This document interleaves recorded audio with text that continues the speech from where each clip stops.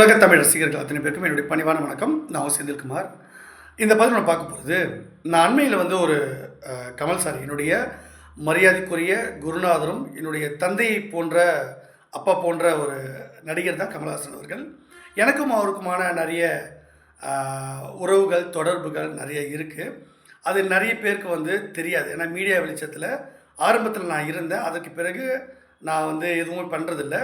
நான் எப்போவுமே அமைதியான முறையில் செயல்பட, எனக்கு மீடியா வெளிச்சம் பிடிக்காது. ஆனால் பாரதிய ஜனதா கட்சியில் நான் ஒரு பிஜேபி கிங் மேக்கராக இருக்கிறதுனால நான் பண்ணக்கூடிய செயல்பாடுகளை என்னுடைய தொண்டர்களுக்கும் நாட்டு மக்களுக்கும் முன்கூட்டியே சில விஷயங்களை நான் அறிவிப்பேன். அது சினிமா சம்பந்தமான விஷயங்களாக இருந்தாலும், சீரியல் சம்பந்தமான விஷயமாக இருந்தாலும், பல்வேறு விஷயங்களில் எனக்கு எல்லா துறைகளையும் எனக்கு தொடர்பு உண்டு. நம்ம நாட்டுக்காக சக்ரா டேங்க் அப்படின்னு ஒரு விஷயத்தை வடிவமைச்சு கொடுத்தவன் நான். அதுக்கப்புறம் ரொபாட்டிக் விஷயத்தில் நம்ம நாட்டுக்கு எல்லையில் பாதுகாப்புக்காக பல்வேறு விஷயங்களை கொடுத்து புரட்சி தலைவி அம்மா அவர்கள் முதலமைச்சராக இருக்கும்போது என்னை பாராட்டி கடிதம் கொடுத்துருக்காங்க. நிறைய மருத்துவத்துறைக்கான உபகரணங்களை நான் கண்டுபிடிச்சி கொடுத்துருக்கேன். அதற்காகவும் என்னை வந்து பாராட்டி அம்மா வந்து லெட்டர் கொடுத்துருக்காங்க. தேர்தல்லையும் நான் வந்து வியூகம் அமைச்சு அவங்களை வெற்றி பெற வச்சுருக்கேன். பல்வேறு கண்டுபிடிப்புகளை பல்வேறு துறை சார்ந்த கண்டுபிடிப்புகளை நான் கண்டுபிடிச்சிருக்கேன். நம்ம நாட்டினுடைய பாதுகாப்புக்காக மிகப்பெரிய ஒரு புதிய டெக்னாலஜியை நான் உருவாக்கி கொடுத்துருக்கேன். அது இன்னும் ரிசர்ச்சில் இருக்குது நம்ம நாட்டில். ஸோ அதனால் நான் பல்வேறு விஷயங்களை பண்ணுறேன். எனக்கும் கமல் சாருக்குமான விஷயங்களை அரசியல் ரீதியாக சில விஷயங்கள் முன்னெடுக்கும் பொழுது கொஞ்சம் நான் விமர்சிப்பேன். ஆனால் தரம் தாழ்ந்து நான் ஒருபொழுதும் என்னுடைய குருநாதர் கமல்ஹாசன் அவர்களை வந்து நான் விமர்சித்ததே கிடையாது. இது அவங்க குடும்பத்தில் இருக்கவங்க நல்லா தெரியும். அவங்க சொந்தக்காரங்களுக்கும், மரியாதைக்குரிய மணிரத்னம் சாராக இருக்கட்டும், சுகாசினி மேடமாக இருக்கட்டும், சாருஹாசன் சாராக இருக்கட்டும், எல்லாருக்கும் வந்து என்னை பற்றி தெரியும். அவர் கூட ஒர்க் பண்ண மரியாதைக்குரிய இயக்குனர் கே எஸ் ரவிக்குமார் அவர்களுக்கும், திரைத்துறை சார்ந்த அத்தனை பேருக்கும், மரியாதைக்குரிய சூப்பர் ஸ்டார் ரஜினிகாந்த் அவர்களுக்கும், இப்போது பாஜகவில் உள்ள சரத்குமார் சாருக்கும், அன்றைக்கு தென்னிந்திய நடிகர் சங்க தலைவராக இருந்தார் அவர், அது மாதிரி விஷயம்லாம் இருந்தாங்க. இப்போ பிஜேபியில் கூட ராதாரவி அண்ணனாக இருக்கட்டும், எல்லாருக்கும் வந்து என்னை பற்றி தெரியும். நான் எவ்வளவு கமல் சார் மரியாதை வச்சுருக்கேன், நான் எவ்வளோ அன்பு வச்சுருக்கேன், நான் வந்து அவர் தரக்குறைவாக பேசுகிறதே கிடையாது அப்படின்ட்டு. ஆனால் இப்போது சில பேர் நான் வந்து இந்த பெஹல்காம் தாக்குதலில் சில விஷயங்கள்லாம் அவருடைய நடவடிக்கை தவறாக இருக்குது, அதனால் அவர் என்ன குருநாதன் சொல்கிறதுக்கே எனக்கு கேவலமாக இருக்குது, நீங்கள் ஏன் பாகிஸ்தானுக்கு ஆதரவாக செயல்படுறீங்க, திமுக கிட்ட அடிமை மாதிரி ஆகிட்டீங்க, அந்த மாதிரி நீங்கள் செயல்படுறது தவறு அப்படின்னு சுட்டி காட்டி பதிவுகள் போட்டிருப்பேன். அதுக்கப்புறம் தக்லீஃப் திரைப்படத்தை பற்றி சில பிரச்சனைகளை பற்றி நான் சொல்லியிருப்பேன். எனக்கும் அவருக்குமான தொடர்பு இப்போ என்ன, எனக்கும் அவருக்கு நடுவில் வழக்கு போயிட்டுருக்கு. இதற்கு முன்னாடி எனக்கும் அவருக்கும் என்ன வழக்கு இருந்தது, நாளைக்கு எனக்கும் அவருக்கும் நடுவில் என்ன நடக்க போகுது, இது தலையும் வாழும் எதுவுமே புரியாமல், என்னுடைய கெப்பாசிட்டி தெரியாமல், நான் ஏதோ ஒரு யூடியூப்பில் பிஜேபியில் ஐடி விங் பேசுகிற மாதிரி நினச்சிக்கிட்டு சில கமல் சாருடைய ரசிகர்கள்னு சொல்லலாம். இன்னொரு மூத்த பத்திரிகையாளர் ஒருத்தர் கூட அவர் பேசியிருந்தார். அவர் வந்து என்ன கழிசடை அப்படி இப்படிலாம் பேசியிருந்தார். நான் ஏதோ ஐடி விங்கில் வந்து பண்ணுறாங்க அப்படின்லாம் பேசியிருந்தார். அது ரொம்ப தவறான விஷயம். நீங்கள் வயசில் பெரியவங்க, அந்த மாதிரியான கேவலமான வார்த்தையெல்லாம் நீங்கள் என்ன பேசுனீங்கன்னு கமல் சாருக்கு தெரிஞ்சதுன்னா உங்களை தொலைச்சிருவார். ஏன்னா அவங்களோட குடும்பத்துக்கு என்னை பற்றி தெரியும். நான் என்றைக்குமே அநாகரிகமாக அவரை வந்து என்னுடைய மரியாதைக்குரிய குருநாதர் கமல்ஹாசன் அவர்களை நான் பேசுனதில்லை. அவர் பல இடங்களில் பல விஷயத்தில் வந்து என்னை வந்து ஒரு பெஸ்ட் ஸ்டூடெண்ட், அவருடைய பெஸ்ட்டு ஸ்டூடெண்ட்னா அப்படின்னு பல இடத்துல மறைமுகமாக பதிவு பண்ணியிருப்பார். அவருடைய பிரச்சனைகளை பற்றியும் பேசியிருப்பார் மறைமுகமாக. எனக்கும் அவருக்குமான சீக்ரெட் கான்வர்சேஷன்லாம் யாருக்கும் புரியாது. அதனால் நீங்கள் கமல் சாருடைய ரசிகர்கள் என்னுடைய அன்பு சொந்தங்கள்.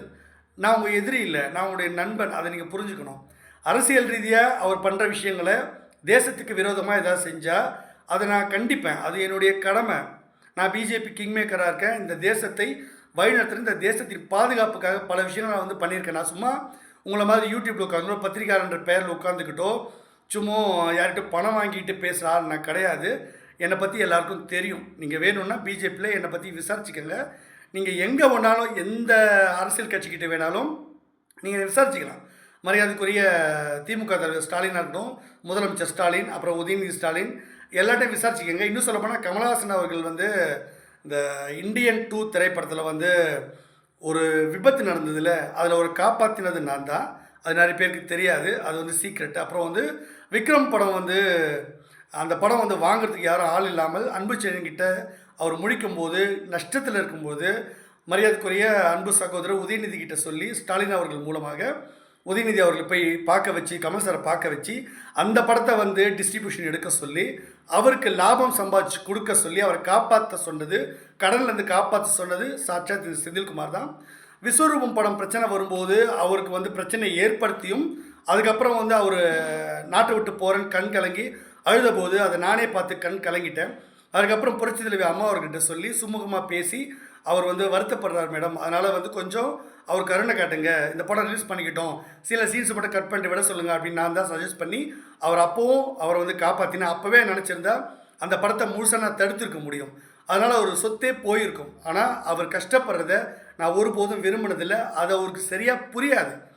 என்னுடைய சில விஷயங்கள் வந்து அவருக்கு எனக்கும் அவருக்கும் சில ஒரு சின்ன ஒரு பிரச்சனை இருக்குது, நடுவில் ஒரு ஈகோ ப்ராப்ளம்னு வச்சுக்கோங்களேன். அவர் அப்படி பார்க்குறாரு, நான் பார்க்கல. அதனால தான் அவர் நிறைய சிக்கலில் மாட்டிக்கிறாரு. ஒவ்வொரு முறையும் நான் அவரை நேரடியாகவோ மறைமுகமாகவோ அவரை காப்பாற்றி விடுவேன். அது அவருக்கு புரியறதில்லை. அதனால் இங்கே நான் என்ன செய்கிறேன் ஏது செய்கிறேன்னு தெரியாமல் தயவு செஞ்சு கண்ணியக்குறைவாக என்னை விமர்சனம் பண்ணாதீங்க. நான் அப்படிப்பட்ட ஆள் கிடையாதுன்னு உங்களுக்கு வந்து பதிவு பண்ணிக்கிறேன். என்ஐஏ வந்து இப்போது நேஷ்னல் இன்வெஸ்டிகேஷன் ஏஜென்சியில் பல விஷயங்களை வந்து நாங்கள் தகவல் கொடுப்போம். மத்திய அரசாங்கத்தில் நாங்கள் இருக்கிறதுனால பல்வேறு விஷயங்கள் நாங்கள் முன்னெடுப்போம். நாங்கள் ஒரு வேளை கமல் சாருக்கு எதிராக செய்யணும்னு நினச்சிருந்தா 20 வருஷத்துக்கு முன்னாடியே அவருக்கு எதிராக பல விஷயங்களை பண்ணி அவர் ஒன்றிலம் ஆக்கியிருப்பேன். அந்த அளவுக்கு எனக்கு வந்து உலக அளவில் எனக்கு வந்து லாபி இருக்குது. நான் சொன்னால் ஒபாமா அவர்களே அன்றைக்கி நான் சொன்ன விஷயங்களை கேட்டு G20 மாநாடுலாம் போட்டிருக்காரு. நான் உலகத்தில் எல்லா மூலையில் இருக்க அதிபர்களோடு எனக்கு வந்து நட்பு இருக்குது. நான் சொல்கிறத கேட்பாங்க. உக்ரைன் ரஷ்யா யுத்தம் தொடங்கி பல்வேறு விஷயங்களில் அமெரிக்காவோட வளர்ச்சிக்கும் சரி, நம்ம இந்தியா நாட்டு வளர்ச்சிக்கும் சரி, பல்வேறு விஷயங்களில் நம்ம இந்தியாவோட வளர்ச்சிக்காக பல்வேறு நட்பு விஷயங்களை நான் உருவாக்கியிருக்கேன். அதனால் தேவையில்லாமல் என்னை வந்து யார் என்னன்னு தெரியாமல், என்கிட்ட என்னென்ன எவிடன்ஸ் இருக்குதுன்னு தெரியாமல், நான் என்னென்ன பேசுகிறேன்னு தெரியாமல் இடக்கூடமாக பேச வேணாம் அப்படின்னு நான் வந்து உங்ககிட்ட ரொம்ப பணிவாக கேட்டுக்கிறேன். ஆனால் கமலஹாசன் அவர்கள் இந்த இஸ்லாமிய சகோதர விவகாரமாக இருக்கட்டும், இந்துக்களுடைய விவகாரமாக இருக்கட்டும், அவர் இரட்டை வேடம் போடுறது எனக்கு எப்பவுமே பிடிக்காது. இந்த ஹேராம் படம் பண்ணும்போது கூட அவர்கிட்ட நான் சொல்லியிருந்தேன், நீங்கள் இந்த சாகேத் ராம் கேரக்டர் வந்து நீங்கள் பண்ணுறது நிறைய பேருக்கு புரியாது, அது வேண்டாம், அது இரட்டை வேடமாக இருக்கும், மக்களுக்கு அது சரியாக சேராது. நீங்கள் நேரடியாக கோர்ட் சேவாக ஒன்று பண்ணுங்கள், இல்லைனா காங்கிரஸ் ஆதரவாளராக காந்தி பக்தியோடு பண்ணுங்க அப்படின்னு நான் சொல்லியிருந்தேன். இந்துக்களுக்கு ஏற்பட்ட கொடுமைகள் அன்றைக்கி என்ன, அவங்க எவ்வளோ அப்பாவித்தனமாக இருந்தாங்க, இஸ்லாமியர்கள் தப்பாக எப்படி பண்ணாங்கன்றதை அதை காட்டுங்கன்னு தான் சொல்லியிருந்தேன். தவிர மற்றபடி வந்து அவர் தான் சொதப்பிட்டார். அவர் எப்பவுமே ரெட்டை வேடம் போடுவார். விஸ்வரூபம் திரைப்படத்துலையும் அப்படி தான் இஸ்லாமியர்களையே அவர் காட்டி கொடுக்குற மாதிரி தான் இருந்தார். அவர் ஒன்றும் நல்லவர்லாம் அப்படிலாம் கிடையாது. இந்த மாதிரி விஷயங்களில் அந்த அவர் படம் எடுக்கும்போது அவர் வந்து ஒரு அடிப்படையில் வைஷ்ணவ சமுதாயத்தை சார்ந்ததுனால முஸ்லீம்களுக்கு எதிராக தான் அவர் பண்ணுவார். அவர் உள்குத்து வச்சு பண்ணுவார். அவர் வந்து ஒரு பிராமணர், அப்படி பிறப்பால் பிராமணர் அப்படின்னால அவர் அப்படின்னா அவர் செய்வார். எனக்கு தெரியும் அவரை பற்றி எல்லாமே. நான் அதெல்லாம் கண்டிச்சிருவேன். அது ஏன்னா மக்களுடைய விஷயத்தில் தேவையில்லாமல் கலவரம் வரக்கூடாது இல்லை. இப்போ கூட தக் லைஃப்பில் அவர் நிறைய இஸ்லாமியர்களை பற்றியும் இந்துக்களுக்கு எதிராகவும் பல்வேறு விஷயங்களை ஏடக்கூடமாக அவர் பண்ணி வச்சுருக்காருன்னு நமக்கு தகவல் வருது. அதை தான் நம்ம விமர்சனம் பண்ணுறோம். ஏன்னா நாட்டில் வந்து தேவையில்லாமல் அப்பாவி இஸ்லாமியர்கள் கொல்லப்படவும் கூடாது, அப்பாவி இந்துக்களுக்கும் எந்த ஆபத்தும் வந்துடக்கூடாது. இந்த இந்தியான்றது வந்து இந்து தேசம், பாகிஸ்தானும் இந்துஸ்தானாக தான் இருந்தது. அதை நம்ம தான் பிரித்து கொடுத்தோம். அதனால் அவங்க பண்ணுற துரோகத்தை நம்ம வேடிக்கை பார்க்க முடியாது, பாகிஸ்தானுக்கு ஒருபோதும் சப்போர்ட் பண்ண முடியாது. அப்பாவி மக்கள் இருக்காங்கள்ல, அவங்கள நம்ம பாதுகாக்கணும். அவங்க நம்முடைய சனாதன தர்ம இந்துக்கள் தான், அவங்க நேரடியாக அரபு நாட்டிலேருந்து வந்தவங்க கிடையாது. அதனால் அவருடைய செயல்பாடில் எனக்கு அதிருப்தி. நான் பேசியிருந்தேன். உங்களுக்கு ஏதாவது கன்ஃபார்ம் பண்ணணுன்னா நீங்கள் கமல் சார், என்னுடைய மரியாதைக்குரிய குருநாதர் கமலஹாசன் அவர்கள்கிட்ட போய் கன்ஃபார்ம் பண்ணிவிட்டு அதுக்கப்புறமா என்னை பற்றி விமர்சனம் பண்ணுங்கள் அப்படின்னு நான் ரொம்ப தாழ்மையோட கேட்டுக்கிறேன். இந்த பதிவு உங்களுக்கு பிடிச்சிருந்தா சேனல் லைக் பண்ணுங்கள், ஷேர் பண்ணுங்கள், சப்ஸ்கிரைப் பண்ணுங்கள். Thank you and Jai Hind.